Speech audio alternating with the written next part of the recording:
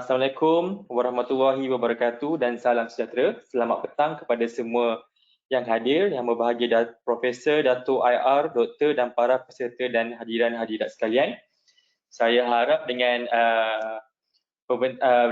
video rakaman tadi mengenai program SAFE 2.0 sedikit sebanyak membantu tuan-puan untuk memahami mengenai program SAFE 2.0 sebelum diterangkan lebih lanjut oleh saya lah. Saya perkenalkan diri saya adalah Muhammad Syamali Arifin, merupakan Timbalan Pengarah Bahagian Pembangunan dan Fasilitasi Teknikal di Seda Malaysia yang akan memberikan pembentangan mengenai program SAFE 2.0 dan juga pada hari ini kita akan juga kongsi beberapa tips kecekapan tenaga dan pengurusan tenaga. Okey. Sekali lagi selamat datang ke webinar pengurusan dan kecekapan tenaga serta program SAFE 2.0 pada hari ini. Anjuran Seda Malaysia, ini adalah merupakan webinar yang pertama untuk program SAFE 2.0 dan kecekapan tenaga oleh Seda Malaysia. Objektif utama webinar pada hari ini adalah untuk Seda Malaysia menyampaikan maklumat dan prosedur permohonan program SAFE 2.0 serta tips-tips penjimatan tenaga dan pengurusan tenaga di pejabat dan rumah yang boleh dilaksanakan oleh tuan-puan. Okey. Jika ikut lihat pada senarai kehadiran yang kami terima, kita ada peserta daripada pelbagai latar belakang, daripada universiti, daripada bangunan kerajaan, bangunan komersial dan juga bangunan industri. Terima kasih kepada anda semua atas kehadiran ke sesi taklimat ini. Okey.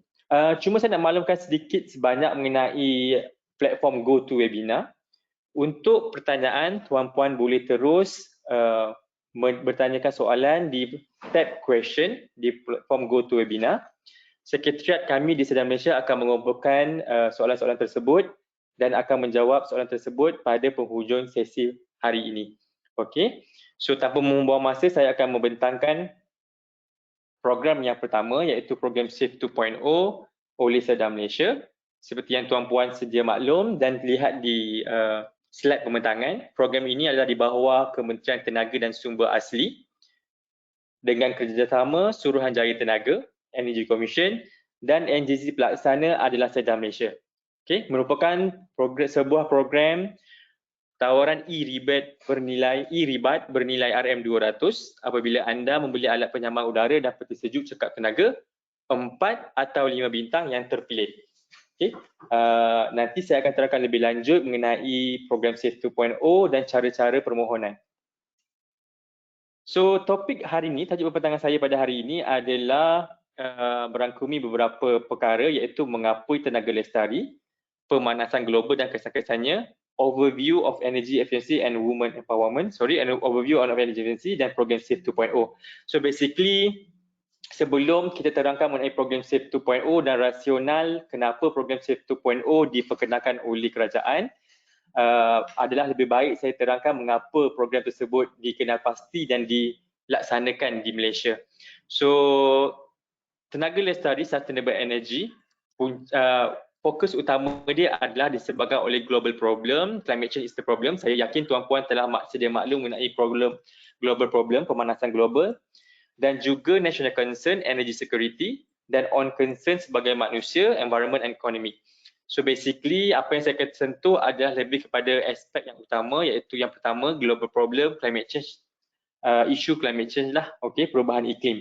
So basically macam tuan-puan sedia maklum, problem ni adalah climate change is the problem mainly caused by the greenhouse gases dan salah satu cara penyelesaian dia adalah penggunaan teknologi kecekapan tenaga, teknologi cekap tenaga dan juga low carbon lifestyle oleh manusia sendirilah. So topik kita hari ini lebih fokus kepada penggunaan teknologi cekap tenaga dari segi peralatan di rumah. Okay. So basically sedikit latar belakang dengan greenhouse gases. Ada 7 greenhouse gases yang utama secara global iaitu carbon dioxide, chlorofluorocarbon, water vapor, hydrofluorocarbon, HFC, nitrous oxide dan methane. So mungkin tuan-puan bertanya kenapa hari ini saya start dengan climate change ni. Sebabnya dia adalah penggunaan tenaga elektrik adalah menggunakan di Malaysia masih lagi 80% penggunaan tenaga elektrik kita menggunakan fossil fuel, okey, ataupun fossil fuel itu adalah termasuk minyak, gas, batu arang, coal, batu arang adalah coal dan lain-lain. So basically kita di Malaysia, kita punya our main fossil fuel adalah daripada batu arang. So batu arang ini akan menghasilkan, apabila berlaku pembakaran batu arang di loji-loji penjanaan tenaga, ia mengelepaskan jumlah GHG yang sangat tinggi. Okay, so basically akan menyebabkan the greenhouse effect. Greenhouse gases basically akan menyebabkan climate change problem yang saya akan terangkan lebih lanjut sebentar lagi. So akan menyebabkan pemanasan global warming disebabkan oleh gas CO2 terkumpul di lapisan ozon, menyebabkan pantulan haba solar radiation kembali kepada bumi dan membuat pemanasan global di muka bumi lah. So basically Malaysia juga tidak terlepas mengenai pemanasan global. So ini adalah data daripada Jabatan Meteorologi Malaysia tahun 2019, terdapat peningkatan suhu di Malaysia daripada tahun 1981 hingga 2019. Kalau kita lihat, terdapat perbezaan sebanyak 1 degree Celsius, hampir kepada 2 degree Celsius. Mungkin tuan-puan nampak macam 1 degree Celsius ni adalah kecil, tapi efek dia adalah sangat besar. Efek dia saya akan terangkan lebih lanjut sebentar lagi. Okey, so contoh dia adalah juga data daripada Jabatan Meteorologi Malaysia tahun 2019 yang berlaku, iaitu Taifun Lekima pada 9 Ogos 2019 yang membadai kawasan utara Malaysia termasuk Perlis, Kedah, Pulau Pinang. Okey, so apa yang menyebabkan efek-efek perubahan iklim, menyebabkan kesan-kesan yang berikutlah. Contohnya yang first adalah Taifun Lekima, dan juga kita juga mengalami gelombang haba. Kalau tuan-puan ingat, pada tahun 2021 sendiri, pertengahan April, juga data daripada Met Malaysia, kita telah mengalami gelombang haba, okey, yang pada masa itu merangkumi negeri-negeri seperti Perlis, Kedah, Pulau Pinang Utara, Utara Perak, Pedalaman Kelantan, Utara Terengganu dan Pedalaman Pahang. Okey. Yang lain adalah pada tahun 2019 yang menyebabkan fenomena jerebu di Malaysia. Okey, terdapat pembakaran-pembakaran terbuka. Bukan pembakaran terbuka, saya minta maaf. Terdapat pembakaran-pembakaran yang tidak sengaja oleh disebabkan oleh cuaca yang sangat panas, yang akhirnya menyebabkan jerebu. Salah satu aspek juga adalah daripada pembakaran terbuka yang kita sedia maklum daripada negara jiran lah. Okey. So efek yang lain adalah, kesan-kesan yang lain adalah banjir besar. Okey, data pada tahun 2001 di mana banjir di bandar Kota Tinggi, Johor Bahru, Hulu Selangor, Gua Musang. Okey, banjir di 6 negeri, lebih 16,500 mangsa dipindahkan. Alright. So kemudian kalau tuan-puan daripada Lembah Kelang memang sangat-sangat familiar lah dengan kesan kekurangan bekalan air akibat kemarau dan juga pencemaran. So basically melalui slide tuan-puan boleh lihat 3 empangan air utama di Kedah dan 2 di Johor pada masa tersebut mengalami simpanan air yang kurang daripada 50%. Okey, dan yang di Kelantan hanya mempunyai 37% saja simpanan air. Okey, data daripada pada tersebut Water, Land and Natural Resources Minister lah tahun 2019. Okey. So and then saya akan sentuh sikit mengenai overview of energy efficiency. Okey, tadi mengenai pemanasan global. So salah satu solution dia adalah dengan teknologi kecekapan tenaga. Alright. So basically apa itu kecekapan tenaga? So untuk memudahkan tuan-puan lebih faham, saya akan sentuh sikit kecekapan tenaga sebelum saya pergi ke program SAFE 2.0. So kecekapan tenaga ini adalah minimal use of energy without compromising safety, quality and comfort. Maksudnya adalah menggunakan tenaga dengan jumlah yang minima tanpa mempeduli, dengan tidak menghiraukan faktor-faktor. Pertama adalah faktor keselamatan. So maksudnya kalau tuan-puan perlu untuk melaksanakan kecekapan tenaga di rumah ataupun pejabat, kena ambil kira 3 aspek utama, iaitu safety, comfort dan quality. Keselamatan, keselesaan dan kualiti. Kalau bahasa Melayu lebih mudahlah 3K. Keselesaan, keselamatan dan kualiti. So basically contoh yang paling mudah sekali yang saya boleh bagi contoh adalah sebagai contoh adalah tuan-puan ingin menggunakan lampu cekap tenaga. So sekarang di pasaran yang paling popular ada lampu LED cekap tenaga. So in order kalau tuan-puan nak ambil lampu LED buat pertukaran dengan lampu yang lama, make sure lampu tersebut adalah selamat dan mendapat persetujuan daripada SIRIM lah daripada segi keselamatan. Daripada segi comfort, contoh yang paling mudah adalah lampu juga. Lampu dia akan memberikan mempunyai kecerahan yang berbeza. So untuk memastikan keselesaan mata dan kesihatan di rumah dan pejabat, pastikan kecerahan lampu tersebut adalah bersesuaian dengan tugas-tugas yang diperlukan untuk pelaksanaan kerja. Contohnya mungkin lampu di meja kerja perlu 300 lux. So lampu LED tersebut perlu memenuhi kriteria tersebut. Okey, yang perkara ini rakan saya sebentar lagi nanti Encik Isyamuddin bin Mazlan juga daripada bahagian pembangunan dan fasiliti teknikal akan memberikan lebih lanjut tips-tips penggunaan dan pemilihan peralatan cekap tenaga di rumah dan pejabat. Okey. So saya akan terangkan sikit mengenai hierarchy of energy management. So basically hierarchy of energy management ni adalah sebuah piramid yang memudahkan tuan-puan untuk membuat keputusan ke arah pengurusan dan kecekapan tenaga. So yang first tier yang paling utama yang tuan-puan perlu buat di rumah dan pejabat adalah energy conservation. So energy conservation ni adalah penjimatan tenaga. So penjimatan tenaga ni adalah lebih kepada behavioral change. Maksudnya mengubah sikap pada pengguna bangunan tersebut ataupun pemilik bangunan tersebut. So basically kalau rumah, anak-anak tuan-puan, tuan-puan sendiri dan juga kalau di pejabat, pekerja-pekerja dan juga majikan. So apa yang perlu buat penjimatan tenaga ni adalah dia ada melibatkan langkah-langkah tanpa kos. Okey, contohnya memberikan program kesedaran, okey, memberi kesedaran kepada kaki tangan di pejabat dan juga anak-anak betapa pentingnya penjimatan tenaga. Contohnya paling mudah adalah tanpa kos. Make sure keluar bilik matikan lampu ataupun mati kipas. Okey, habis tengok TV, matikan TV. Okey. Yang lain adalah penyamaan udara, set suhu penyamaan udara pada suhu yang bersesuaian. Okey, kalau malam dah sejuk, boleh naikkan sikit suhu kepada 28 ataupun 27 suhu bilik lah. Okey, kalau siang mungkin kita boleh adjust pada yang lebih rendah sedikit mengikut kesesuaian. Okey, itu contoh yang pertama untuk penjimatan tenaga, energy conservation. Okey, seterusnya adalah kecekapan tenaga, energy efficiency. Energy efficiency ni adalah di mana kita dah mula bermain dengan teknologi kecekapan tenaga lah. Okey, macam saya maklumkan tadi, kita dah boleh melibatkan sedikit cost, low cost dengan medium cost dan juga high cost. So low cost contohnya adalah penukaran lampu LED di rumah lah. So lampu LED pun sama macam saya maklumkan, sekarang dah banyak berada di pasaran dan lebih murah.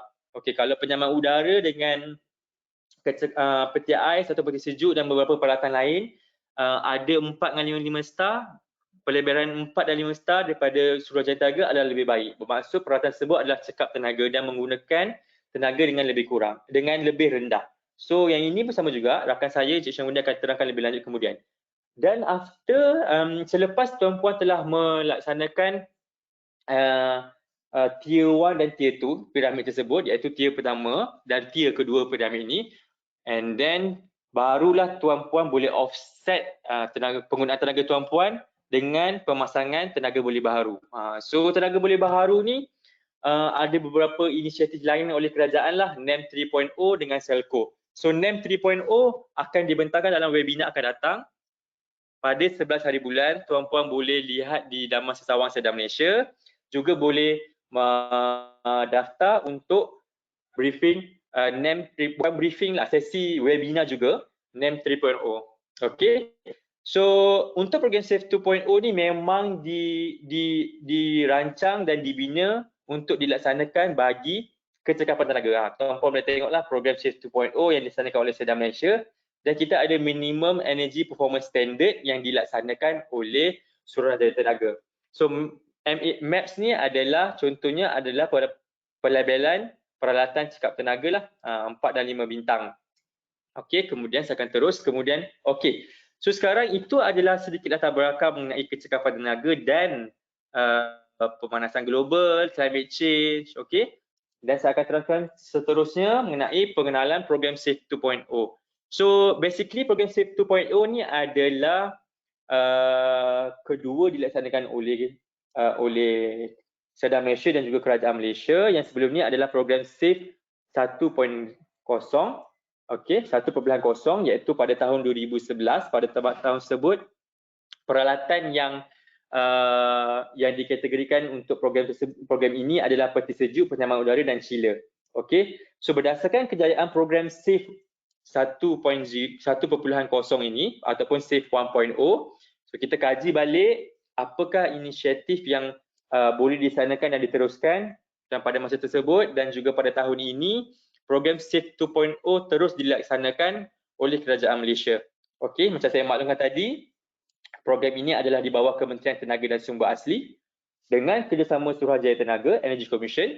So Energy Commission adalah badan berkanun yang menguruskan minimum energy performance standard, iaitu pelabelan 4 dan 5 bintang serta pelabelan yang lain untuk barang kecekapan tenaga.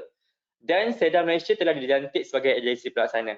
Okey, bagi program SAFE 2.0 ini, sasaran dia adalah 150,000 isi rumah.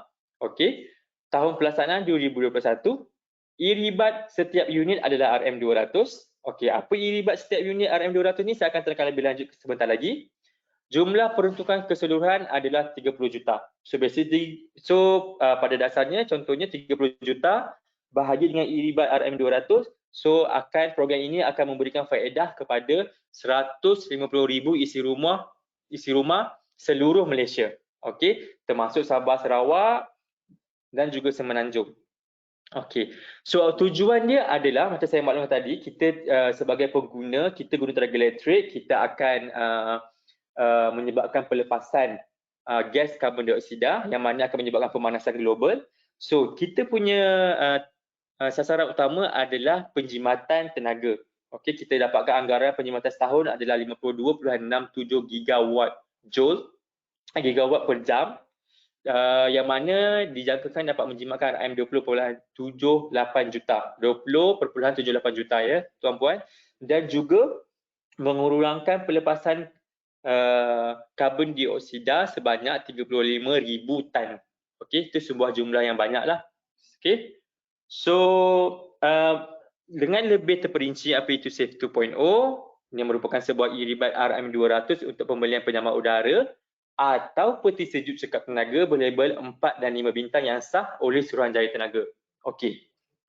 Kenapa penyamaan udara dan peti sejuk adalah kerana dua peralatan ini adalah merupakan peralatan yang paling dia punya jumlah operasi dia adalah paling tinggi di rumah kediaman. Okey, contohnya peti sejuk kita akan hidupkan 24 jam sehari, betul?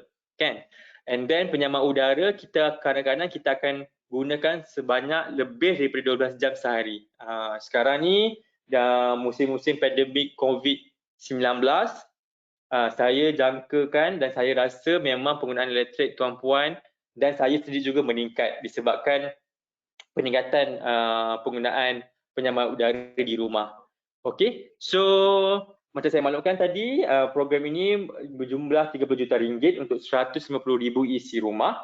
Okey, so yang logo sebelah kanan tu adalah SAFE 2.0. Ini adalah logo rasmi program SAFE 2.0 dan itu adalah beberapa dia punya justifikasi pemilihan logo. Okey, logo ni tuan-puan kena ambil maklum dan penting sebab logo ini digunakan di platform-platform e-dagang yang bekerjasama dengan kita. So nanti saya akan terangkan lebih lanjut.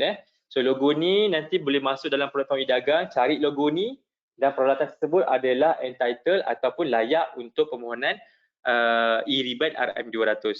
Okey. Okey, ini saya maklumkan cerita tadi.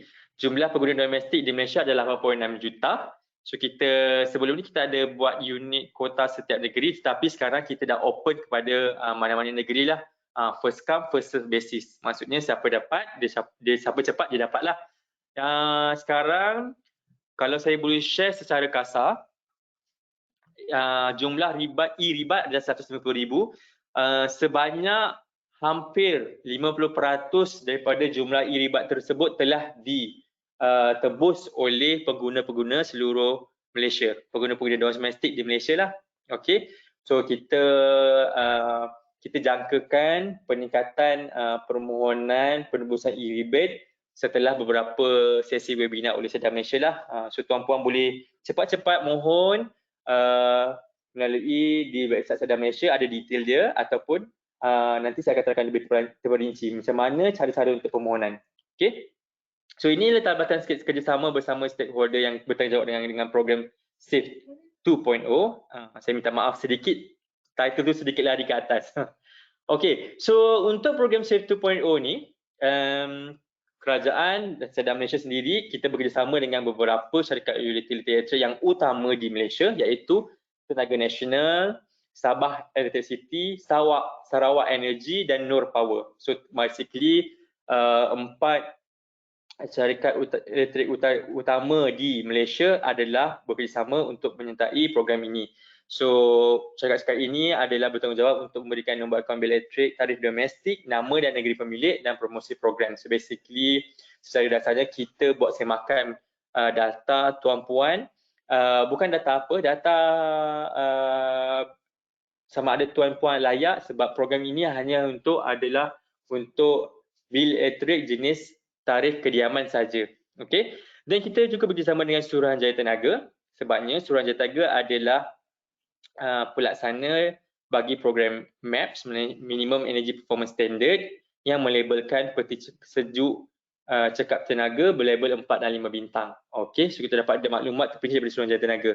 Dan macam saya maklumkan tadi, kenapa logo SAFE tu penting? Tuan-puan kena tahu logo SAFE 2.0 ni adalah kerana okey, di Sedar Malaysia kita bekerjasama dengan beberapa platform e-dagang. Okey, norma baharu Gen Z ni dia lebih suka untuk membuat pembelian di platform e-dagang ataupun dalam talian lah.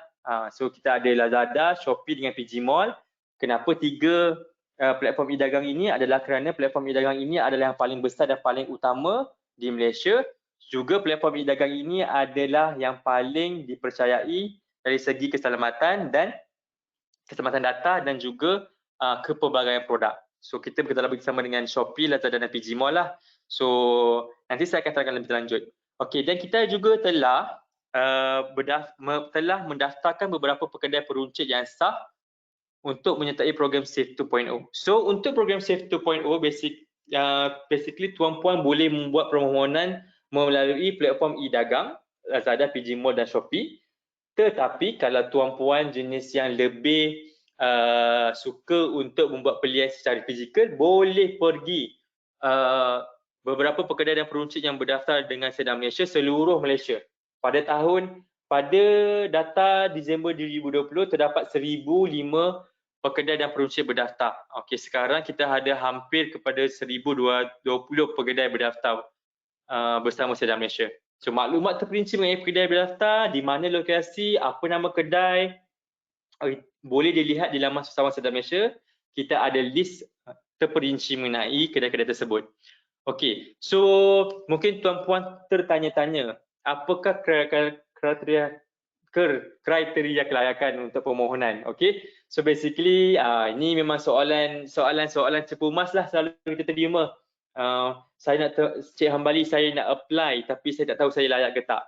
Okey, mudah saja buat semakan dia. Syarat pertama adalah tuan-puan adalah warga negara Malaysia. Kedua, tuan-puan adalah pengguna pemilik akaun elektrik yang berdaftar dengan syarikat utility seperti TMB, SESB, SEB dan Nur Power. Okey, ini saya maklumkan tadi dah. Okey, dan juga tuan-puan hanya boleh menggunakan e-ribat untuk penyediaan penyamak udara atau peti sejuk berlabel 4 atau 5 bintang cekap tenaga pada tahun 2021. Okey, ada beberapa keyword yang penting.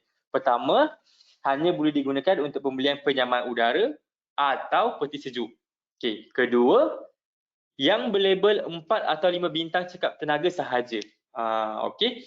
So sama ada penyaman udara satu atau peti sejuk saja atau okey. So maksudnya kat sini satu bil elektrik kediaman yang berdaftar dengan pemilik akaun elektrik syarikat utility elektrik, satu akaun hanya layak untuk membuat penebusan untuk satu produk saja, iaitu satu peralatan saja. So sama ada tuan-puan gunakan bil elektrik tuan-puan untuk penebusan penyaman udara atau peti sejuk saja. Tak boleh dua untuk satu bil elektrik. Okey, kecuali kalau tuan-puan ada 2-3 rumah, ada 2-3 bil elektrik, yes, tuan-puan boleh gunakan untuk membeli 3 peralatan elektrik yang berbeza. Okey. So macam saya maklumkan, satu akaun bil, satu e-ribat untuk 150,000 tebusan pertama sahaja seluruh Malaysia. Alright. Then manfaat program, okey, macam tadi saya maklumkan, kita nak faktor utama dia antaranya adalah pemanasan global dan penjimatan tenaga. So basically in detail dia adalah faedah penjimatan kos pembelian peralatan 5 bintang dan 4 bintang dengan e-rebate RM200. Okey. Yang mana dijangka akan membuat penjimatan bil elektrik bulanan kepada orang awam. Alright. So basically kita juga menyokong aspirasi kerajaan dalam proses penggalakan inisiatif penjimatan dan kecekapan tenaga, rendah karbon dan tenaga lestari. Alright. And then yang last sekali adalah untuk memberikan kesedaran kepada masyarakat awam mengenai kepentingan pengurusan dan kecekapan tenaga. So basically macam program macam sesi webinar hari ini, bila kita maklumkan mengenai program SAFE 2.0, kita juga ambil kesempatan untuk memberikan kesedaran kepada masyarakat awam lah betapa pentingnya pengurusan tenaga. Okey. Okey, mekanisme program SAFE 2.0 yang pertama adalah di kedai atau pasar raya berdaftar. Basically senang saja. Okay, gambar ni nampak macam rumit tapi saya akan terangkan dengan lebih mudah. So basically tuan-puan sebagai pengguna pergi saja kepada laman sesawang Seda Malaysia yang khas untuk Safe Energy, iaitu www.safeenergy.gov.my. Okey, dalam tu ada senarai kedai berdaftar seluruh Malaysia. Bila tuan-puan, contohnya tuan-puan duduk di Selangor dan tuan-puan telah kenal pasti satu kedai di Shah Alam. Okey, so tuan-puan boleh terus pergi ke kedai tersebut, pilih produk tuan-puan yang peralatan cekap tenaga tuan-puan berminat, sama ada penyaman udara ataupun peti sejuk dengan syarat kena ada 4 atau 5 bintang yang dikeluarkan oleh ST. Okey, label ST sahaja. And then terus boleh buat pembelian dan kedai peruncit tersebut akan mendaftarkan permohonan tuan-puan dalam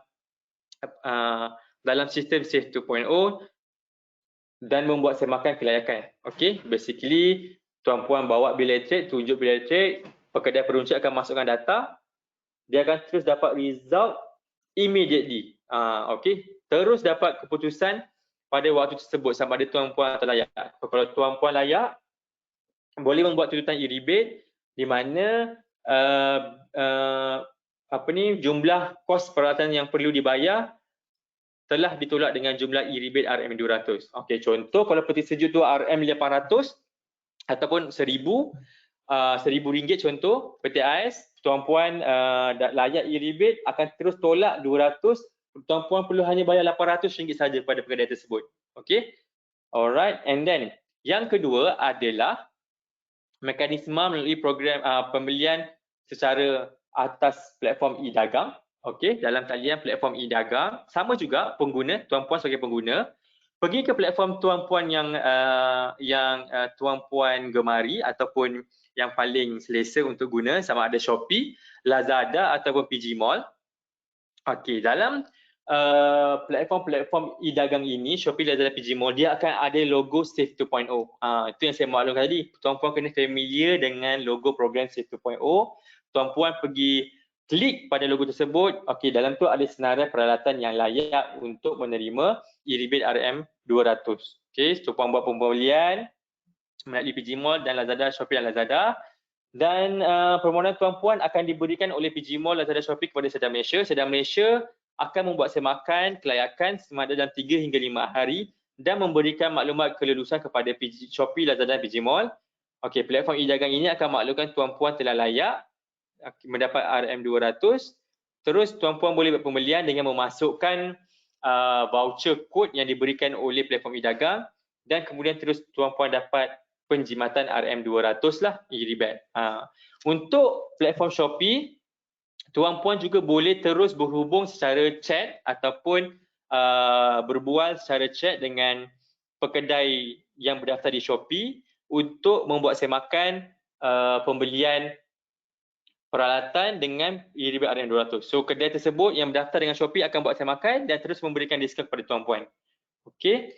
Seterusnya, okey, promosi. Okey, jika tuan-puan memerlukan maklumat lanjut, mungkin saya punya pembentangan hari ini kurang jelas, ataupun kalau saya kurang jelas saya minta maaf, ataupun tuan-puan memerlukan maklumat yang lebih terperinci, macam saya maklumkan, tuan-puan boleh melayari microsite program SAFE 2.0 iaitu www.safeenergy.gov.my. Okey, ataupun tuan-puan boleh pergi terus kepada website Seda Malaysia www.seda.gov.my dan tuan-puan cari ikon SAFE 2.0. Okey, klik ikon tersebut, dia akan terus pergi kepada Microsoft program SAFE 2.0. Dalam tu ada maklumat mengenai program SAFE 2.0, kelayakan dan cara memohon, senarai kedai dan pasaraya berdaftar, senarai peralatan dan harga RPP, bahan-bahan promosi dan soalan lazim dan bahan rujukan. Okey, so maklumat mengenai program SAFE 2.0 mungkin tuan-puan dah ambil maklum pada hari ini. Kelayakan juga saya telah terangkan, senarai kedai juga terdapat dalam laman sesawan tersebut. Senarai peralatan juga terdapat di dalam laman sesawan ini yang disediakan. So harga RPP ini adalah recommended purchasing price. Maksudnya adalah kita ada database untuk beberapa produk-produk yang penyaman udara dan peti sejuk, ada harga recommended purchasing price daripada brand owner, brand owner. Contoh kalau aircon daripada Daikin. So tuan-puan boleh melihat harga rujukan yang disediakanlah. So basically ini untuk mengelakkan penipuan oleh pekedai dan peruncit. Okey. Okey, inilah contoh promosi yang terdapat dalam laman sesawang kami, laman sesawang Seda Malaysia. Dalam tu ada banting poster, tuan-puan boleh download. Okey, boleh download, boleh email, boleh WhatsApp kepada mungkin ada family members yang berminat perlukan maklumat lanjut, boleh share. Dan juga ada flyers yang terperinci mengenai cara-cara permohonan. So, saya rasa itu sahaja pembentangan saya pada hari ini. Kita akan buka sesi soal jawab, question and answer pada penghujung sesi yang mana selepas pembentangan oleh Encik Isyamuddin bin Mazlan. Okay, Encik Isyamuddin bin Mazlan akan tentu mengenai pengurusan tenaga dan kecekapan tenaga, tips-tips baik ini, ada tips-tips untuk penjimatan tenaga di rumah dan juga penjimatan tenaga di pejabat. So lepas tu baru kita buka question and answer. Sekali lagi tuan-puan boleh pergi kepada platform GoToWebinar, pergi ke tab question, dalam tu ada ruangan untuk tuan-puan untuk meninggalkan soalan lah. So kami akan respon dan jawab pertanyaan tersebut. Okey, untuk saya rasa itu saja. Saya ingin menjemput pembentang yang seterusnya, iaitu Encik Isyamuddin bin Mazlan untuk memberikan pembentangan. Okey, Encik Isyamuddin, saya jemput Encik Isyamuddin. Terima kasih Encik Ambali. Boleh dengar suara saya clear tak? Boleh, alhamdulillah. Okey, Encik Ambali minta ni projectkan slide. Okey, full screen. Ya. Okey. Bismillahirrahmanirrahim. Assalamualaikum warahmatullahi wabarakatuh dan selamat petang. Terima kasih sekali lagi kepada Encik Ambali. Kita kata dia selaku moderator lah kita pada hari ini. Dan seperti yang telah dimaklumkan, saya akan berkongsi dengan tuan-tuan dan puan mengenai panduan ringkas tips penjimatan dan kecekapan tenaga di pejabat rumah. Next.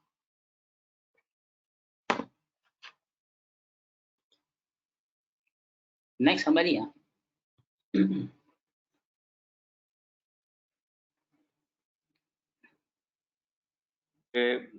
Sedikit masa teknikal. Okey. Nanti tekan button arrow ke bawah je, okey. Ya, betul. Okay.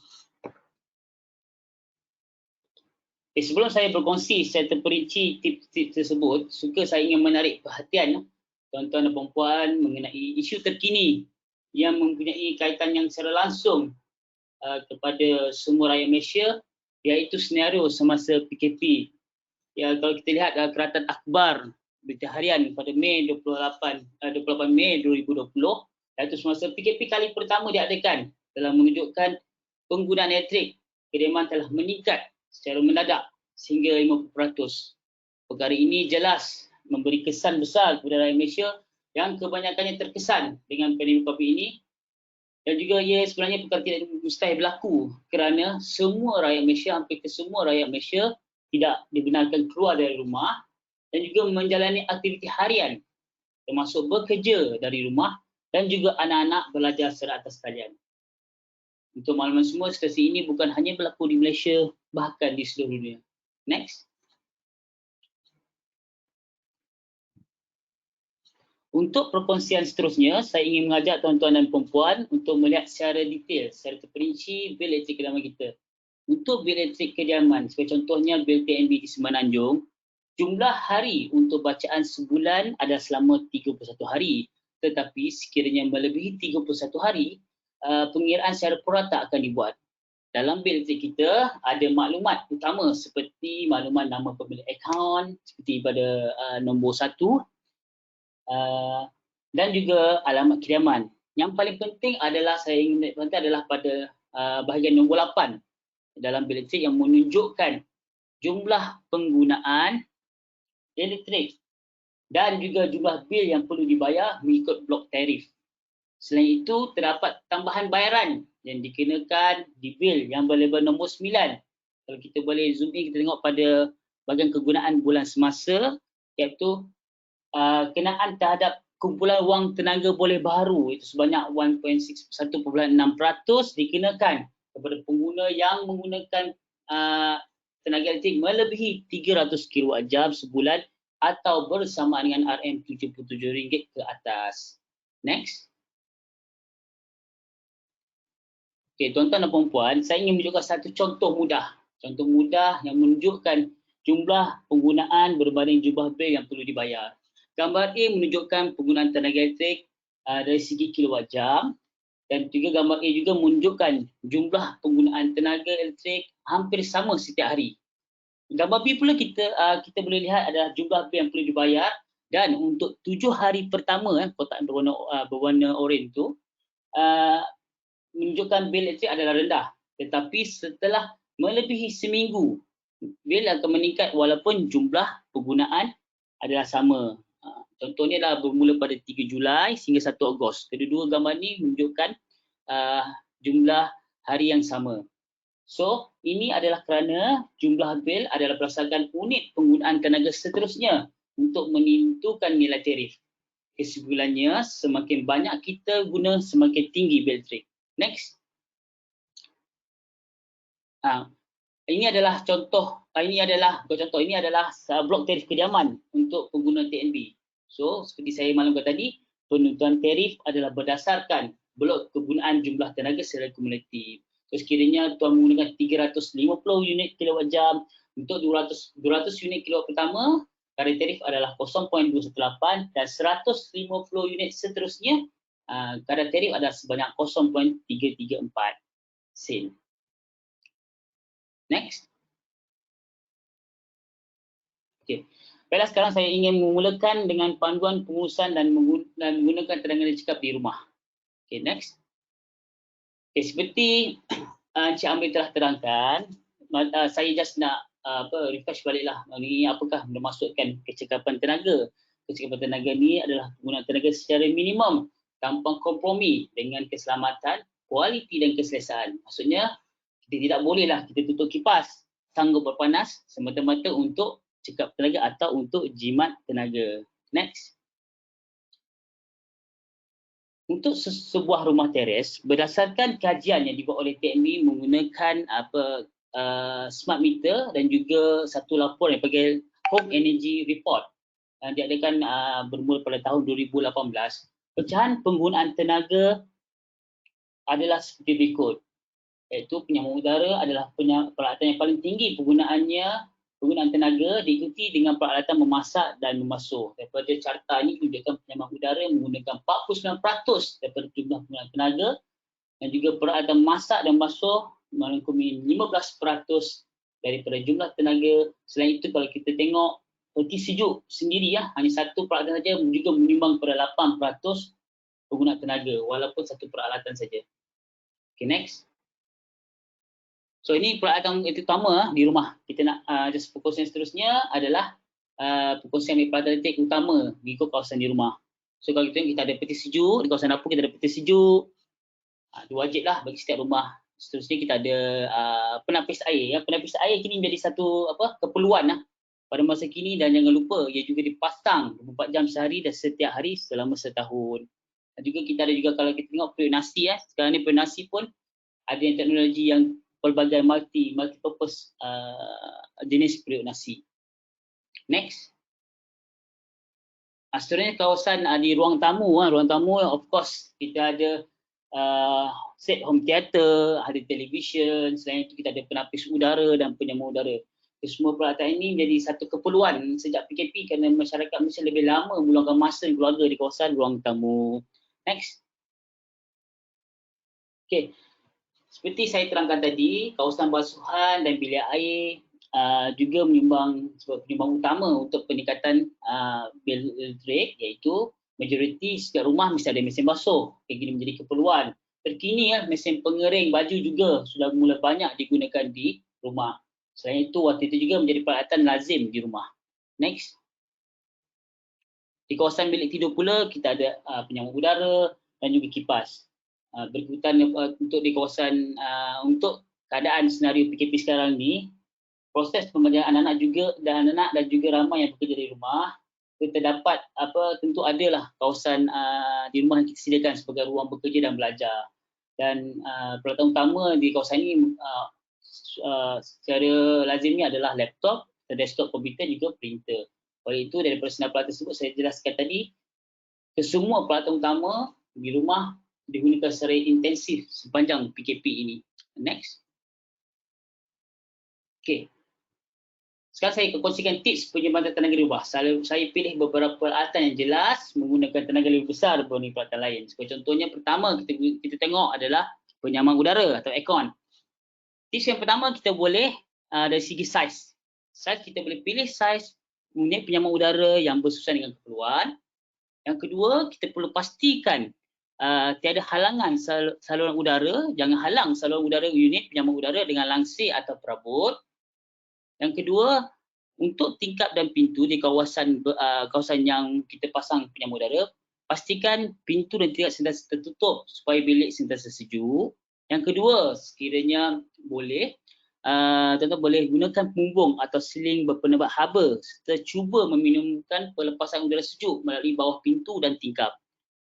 Dan yang terakhir sekali, kita boleh kurangkan waktu operasi sistem penghawa dingin dan laraskan suhu pada suhu yang disarankan, iaitu 24 hingga 26 darjah Celsius. Seterusnya untuk peti sejuk. Belum lagi Hambali. Peti sejuk, okey. Pertama sekali kita boleh pastikan kedudukan peti sejuk mesti jauh dari sumber haba seperti matahari ataupun kawasan dapur masak. Yang kedua, dari segi suhu, kita perlu selaraskan suhu mengikut penguatan barang dan jangan masukkan makanan yang masih panas dalam peti sejuk. Dan yang kedua yang paling penting sebenarnya, kita perlu susun barang supaya tidak menghalang aliran udara sejuk dan memastikan ada ruang di antara barang. Next, Hambali. Okey. Tips penyambatan seterusnya adalah di kawasan ruang tamu. Okey. Untuk ruang tamu, kita galakkan menggunakan kipas yang lebih efisien daripada kipas lama. Yang kedua, kita mesti buat pemilihan kipas yang bersesuaian mengikut keluasan ruang. Yang ketiga, kita melakukan pembersihan, iaitu membuang kotoran di kipas untuk meningkatkan prestasi kipas. Untuk kawasan ruang tamu yang untuk kita menonton TV, kita boleh malapkan lampu ruang tamu ketika menonton televisyen atau video, tutup switch televisyen, sistem audio dan peralatan lain tak boleh tidak digunakan. Itu kita menggunakan peralatan cekap tenaga berlabel 5 bintang dan terus kita elakkan dari menonton secara berterusan dan berasingan. Kalau ada 2-3 biji televisyen di rumah, kita tengok satu saja di kawasan ruang tamu. Yang kelima, iaitu kita elakkan daripada membiarkan peralatan terpasang secara mode standby. Next. Okey. Seterusnya, kalau kita dah macam mana kita nak membuat keputusan untuk menjimatkan penggunaan tenaga, iaitu keputusan ini terbagi pada dua, iaitu pemilihan alat dan cara penggunaan. Untuk pemilihan alat, kita perlu mengutamakan peralatan cekap tenaga, dan dari segi penggunaan kita kena pastikan tips penjimatan tenaga diamalkan supaya mengelakkan pembazaran. So, baiklah, bagaimana kita boleh memilih peralatan cekap tenaga? Next. Okey. Untuk memilih barang cekap tenaga, kita boleh rujuk dengan slide ini. Iaitu ini adalah label cekap tenaga yang dikawasi oleh Suruhanjaya Tenaga. Label ini memberi beberapa maklumat penting. Pertama, label ini menunjukkan penilaian dari 1 hingga 5 bintang. Yang kedua, label ini memberitahu kita penilaian produk tersebut sama ada 1, 2, 3, 4 atau 5 bintang. Ketiga, label ini menunjukkan maklumat model dan jenama supaya sama dengan produk yang dibeli. Yang keempat adalah penggunaan tenaga untuk setahun dan kewat jam. Dan yang terakhir sekali adalah peratasan penjimatan tenaga berbanding model 2 bintang. Mengikut harga pasaran, harga peralatan yang berlabel 5 bintang atau cekap tenaga sedikit mahal berbanding 2 bintang. Tetapi dari segi penggunaannya, ia akan menjimatkan bil elektrik anda. Tuan-tuan dan puan-puan boleh lihat label ini pada beberapa peralatan elektrik setakat ini di pasaran, iaitu televisyen, penyamaan udara, peti sejuk, kipas, lampu, periuk nasi dan terbaru microwave oven. Next.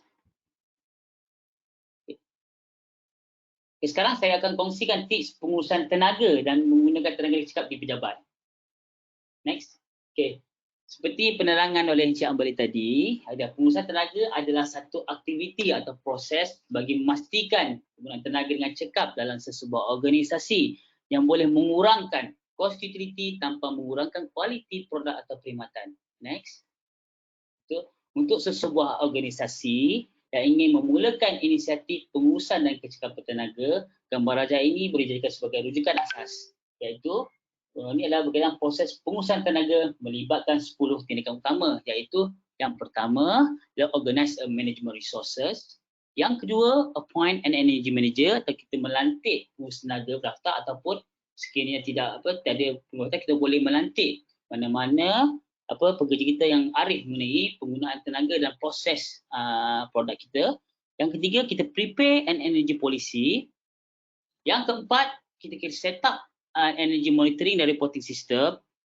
Yang kelima, kita implement a staff awareness and training program. Yang keenam, kita conduct energy audit.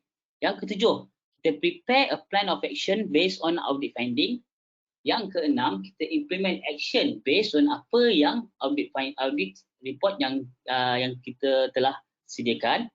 Yang kesembilan, kita report dan review result secara berterusan. Dan yang terakhir sekali, kita buat annual review. Dan seterusnya, siapa yang terlibat untuk pengurusan tenaga ni? Pertama sekali, kita adalah pengurusan atasan. Yang kedua adalah kumpulan operasi dan pegawai. Yang ketiga, pengurusan fasiliti. Yang keempat, kontraktor dan pembekal. Dan yang kelima, bahagian keselamatan. Next. Okey, dalam proses pengurusan tenaga, tindakan utama adalah mewujudkan satu polisi pengurusan tenaga untuk organisasi. Yang contoh yang saya ingin kongsi adalah satu polisi pengurusan tenaga di Hospital Sultanah Nora Ismail. Kalau kita lihat pernyataan polisinya adalah pertama, menggalakkan pengurusan kecakapan tenaga, meningkatkan keberkesanan kos, meningkatkan prestasi alam sekitar, menggalakkan inovasi dan dalam teknologi hijau dan melaksanakan perolehan hijau kerajaan. Setelah kita laksanakan semua peringkat dalam proses pengurusan tenaga, kita boleh menilai prestasi dan impak pengurusan tenaga melalui penilaian Building Energy Index atau kita panggil BEI. BEI ini adalah telah diperkenalkan oleh kerajaan di bangunan milik Kerajaan di Putrajaya, di mana setiap bangunan telah dinilai dan dilabel dari segi kecekapan tenaga. Tuan-tuan dan puan-puan boleh merujuk ke laman Suruhanjaya Tenaga untuk jadikan rujukan sekiranya tuan-tuan dan puan ingin menggunakan penilaian yang diamalkan oleh kerajaan. Next. Okay, bagi sebuah organisasi, pecahan penggunaan tenaga secara amnya seperti berikut. Pertama sekali adalah centralized aircon yang menggunakan sebanyak 55% penggunaan tenaga. Kedua adalah plug load ataupun peralatan lain yang menggunakan elektrik sebanyak 20%. Yang ketiga lighting ataupun sistem pencahayaan bangunan yang sebanyak 80% dan juga yang terakhir sekali ada split unit sebanyak 7%. Ini kebanyakannya ada setengah bangunan juga memasang split unit bagi kawasan-kawasan tertentu. So daripada catatan ini jelas menunjukkan bangunan adalah di bangunan adalah sistem yang paling banyak menggunakan tenaga, sama juga di rumah adalah penyaman udara atau sistem penyejukan. Seterusnya, next. Okey. Tips pengurusan dan kecekapan tenaga di pejabat. Okey. Saya pilih beberapa peralatan, terutama sekali penyaman udara ataupun penyaman udara di bangunan ni adalah jenis centralized dan juga split unit. Untuk tips yang pertama, tanpa kos, pertama sekali kita boleh melaraskan suhu bilik kepada 24 sehingga 20 darjah Celsius seperti yang disyorkan oleh kerajaan. Yang kedua, kita boleh penjadualan semula waktu operasi bermula pada 7 pagi sehingga 6 petang. Operasi on off mestilah secara automatik dan tidak boleh secara manual lah. Dan yang ketiga, yang keempat adalah pastikan tiada pintu atau tingkap terbuka di kawasan dalam pejabat. Ia akan mengelakkan operasi penyambut udara melebihi waktu sepatutnya. Dan dari tips yang melibatkan kos, kita boleh pasang timer untuk split unit atau set secara automatik untuk centralized aircon. Yang kedua, kita pastikan tiada penyusupan udara sejuk dan panas dengan memeriksa sebarang kebocoran tingkap dan pintu. Ini kita bagi infiltration lah berlaku. Semua kebocoran perlu dibaki dengan segera. Yang ketiga, kita boleh menggunakan pemidai untuk mengurangkan kemasukan cahaya matahari yang terus ke dalam bangunan. Dan yang keempat, sebaik-baiknya kita ganti penyambung udara yang rosak, terutama yang jenis split unit kepada yang lebih cekap tenaga. Selain itu, kita boleh menggalakkan amalan pengurusan kecekapan tenaga di kalangan pekerja dengan mewujudkan suasana sentiasa peka kepada penyambatan tenaga. Jadi kita boleh mengedarkan dan mewujudkan poster atau risalah amalan kecekapan tenaga. Next. Untuk sistem pencahayaan. Untuk sistem pencahayaan, kita boleh mulakan dengan tips-tips berikut. Pertama sekali, kita galakkan gunakan cahaya siang di kawasan berdekatan dengan tingkap, tutup lampu di kawasan yang tidak diperlukan dan tukar kepada lampu cekap tenaga. Kita tengok jadual yang di dalam slide. Itu jenis-jenis lampu, kita ada 5 jenis lampu iaitu lampu pijar, lampu jenis Kalimantan T5, lampu Kalimantan 4, CFX Compact Fluorescent Lamp dan juga yang paling popular sekarang lah, yang paling jimat adalah diode pembaca cahaya atau LED, jenis LED yang hanya berkadar kuasa 9 watt dan juga mempunyai jangka masa hayat lebih lama. Selain itu, bagi organisasi yang ada pekerja yang kerja overtime ataupun melebihi pada waktu operasi biasa, kita galakkan gunakan touch lighting bagi operasi kerja masa dan mengurangkan untuk membuka lampu di kawasan-kawasan lain yang tidak diperlukan. Next. Seterusnya saya ingin kongsikan situasi yang sering berlaku di pejabat. Kita tengok peralatan pejabat. So peralatan dibiarkan terpasang tanpa keperluan sehingga melewati hari Sabtu dan Ahad. Ini terutama sekali untuk peralatan mesin fotokopi dan pencetak menggunakan tenaga sekiranya dibiarkan terpasang. Ialah untuk mengekalkan suhu roller dalam keadaan standby. Selain itu terdapat mesin fax yang berkongsi dengan mesin pencetak. So mesin fax ni biasa terpasang standby 24 jam. So yang keempat adalah mesin pencetak individu yang lebih banyak digunakan dan dibiarkan dalam mode standby.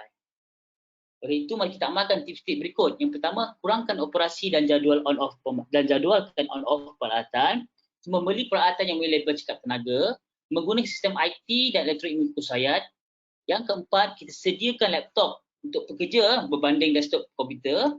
Yang kelima, kita gunakan mesin pencetak pengimbas berpusat dan dikongsi melalui rangkaian internet. Selain itu, kita boleh memanfaatkan teknologi IT tanpa wayar untuk sistem rangkaian komputer dan peralatan pejabat sekaligus mengurangkan pemasangan hub dan switches. Dan ia juga boleh mengurangkan beban penyaman udara di kawasan kerja. Next. Okey. Selari dengan polisi kecekapan dan konservasi tenaga, kerajaan telah menunjukkan government lead by example dengan menjadikan 3 bangunan kerajaan sebagai showcase bangunan cekap tenaga. Ketiga bangunan ini telah direka bentuk dengan aplikasi dan teknologi cekap tenaga dan perusahaan tenaga berterusan semasa operasi sehingga kini. Bangunan-bangunan tersebut adalah pertama, bangunan low energy office. Low energy office kita panggil LEO. untuk bangunan Kementerian Tenaga, Teknologi Hijau dan Air pada masa itu bersiap pada tahun 2004 yang menggunakan 100 kWh per meter square dan per year, dia punya BI. Yang kedua adalah Green Energy Office, bangunan Green Tech Malaysia, siap pada tahun 2008. Ini certified rating, GBI rating. Dan juga yang terakhir sekali bangunan yang paling efisien di Putrajaya, di Diamond Building, iaitu bangunan Suruhanjaya Tenaga yang siap pada tahun 2010. Dia platinum rating untuk Green Mark dan GBI yang hanya menggunakan 80 kW meter persegi dan untuk setahun. Itu berbanding dengan Green Energy Office dari segi bangunan pejabat. So, tuan-tuan puan juga boleh melayari laman web Sawang Bangunan ini untuk melihat dengan lebih terperinci aplikasi dan penggunaan teknologi hijau. Sekiranya pandemik COVID-19 ini berakhir, tuan-tuan dan puan-puan juga boleh datang melawat ke bangunan ini. Next. So, akhir sekali, saya boleh ringkaskan, saya boleh summary-kan pembentangan saya ini adalah manfaat utama yang kita akan perolehi dalam mengamalkan pengurusan tenaga dan kecerdasan tenaga adalah pertama sekali kita confirm kita jimat tenaga, jimat wang dan kita selamatkan alam sekitar. Sekian, terima kasih.